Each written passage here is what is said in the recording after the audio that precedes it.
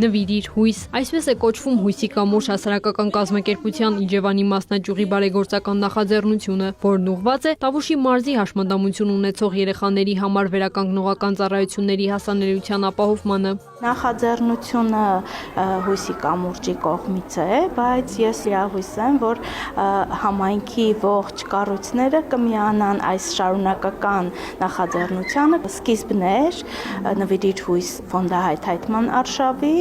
Առաջինը արձագանքել է Իջևանում գործող Արմ մանկապատանեկան թատերախումբը նախաձեռնության խորհրդին համահունչ թատերականացված ներկայացումով, որն անվանել են «Տուր ձեռքդ»։ Թատերախումբը Հույսի կամուրջի հետ ծրագրերի իրականացման փորձ ունի, այս մեկն էլ հերթականն է։ Որոշեցինք, որ դնենք համերգային ու թատերական ծրագիր ու ամբողջ հոնորարը փոխանցենք Հույսի կամուրջ հասարակական կազմակերպության 90 հաշմանդամություն ունեցող երեխաների վերականգնողական ծառայությունների համար։ Ու հուսանք, որ այս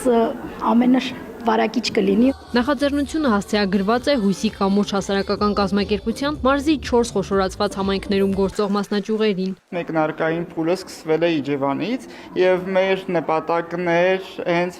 ֆոնդահայթայթման ծրագիր սկսել համայնքային ուժերը մոբիլիզացնելով։ Իջևան համայնքում 90 հաշմանդամություն ունեցող երեխաների